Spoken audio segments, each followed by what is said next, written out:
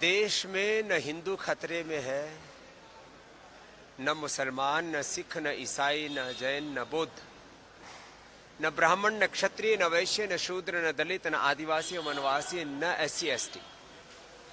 देश में खतरे में है देश का बचपन, देश की जवानी, देश का वर्तमान और देश का भविष्य, देश की प्रकृति, देश की संस्कृति और सभ्यता, देश की अखंडता और संप्रभुता।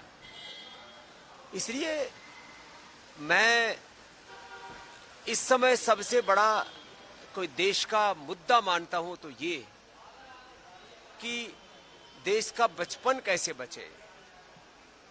कुछ लोग देश का बचपन का इस्तेमाल कर रहे हैं आंदोलन में। यदि देश का बच्चा जो भी प्राइमरी स्कूल में पढ़ रहा है आप उसको आंदोलन में धकेल देंगे तो बच्चे पढ़ेगा कब? उसको पता ही नहीं कि आंदोलन क्या होता है। आपने उसको फूंक मार दी कि जा तू भी जा करके थाने का घेराव कर ले, तू भी सड़क पे उतर जा, तू भी ADM और DM का घेराव कर ले।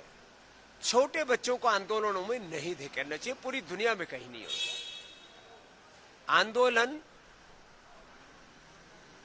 ये अभिभावकों का उत्तरदायित्व है बच्चों के लिए, और जब बच्चे जब एडल्ट हो जाते हैं तब उनको अपने अधिकारों के लिए संघर्ष करना चाहिए और अपने कर्तव्यों के पालन के लिए भी प्रतिबद्धता उनके अंदर बढ़नी चाहिए।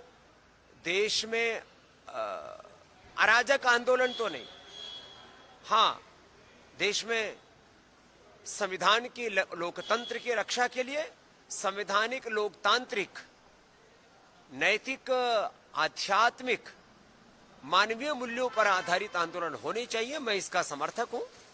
आंदोलन के नाम पर अनार्की, अराजकता भी नहीं होनी चाहिए और बच्चों का आंदोलन में इस्तेमाल नहीं होना चाहिए। हाँ इतना जरूर है कि देश की शिक्षा की, चिकित्सा की सही दिशा होनी चाहिए और देश की शिक्षा चिकित्सा व्यवस्था को लेकर के बहुत गहरे प्रश्न हैं, उनका समाधान होना चाहिए। और ये मैं मानता हूं कि इसमें सरकारों का भी बहुत बड़ा उत्तरदायित्व है, लेकिन इसमें यह भी मानता हूं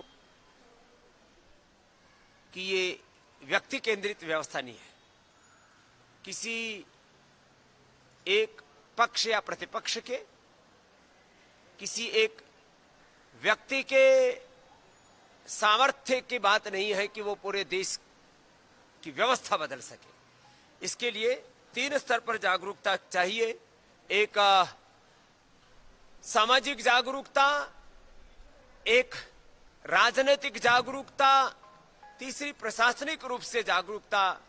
जो लोग बड़े उत्तरदायित्वों में हैं उन सबको सामूहिक रूप से समझना होगा कि देश के सामने जितने भी बड़े प्रश्न हैं, बच्चों को लेकर के, युवाओं को लेकर के, नौकरियों को लेकर के, देश के भविष्य को लेकर के, प्रकृति पर्यावरण को लेकर के, सभी दिशाओं से देश को उन्नत बनाने के लिए सभी लोगों को पुरुषार्थ करना पड़ेगा। हाँ, जब देश में ऐसे कुछ बातें दिखती हैं कि जहां लग रहा है कि बहुत अंधेरगर्दी हो रही है, वहां पर फिर लोगों में आक्रोश फूटता है और वही आक्रोश आंदोलन का रूप लेता है।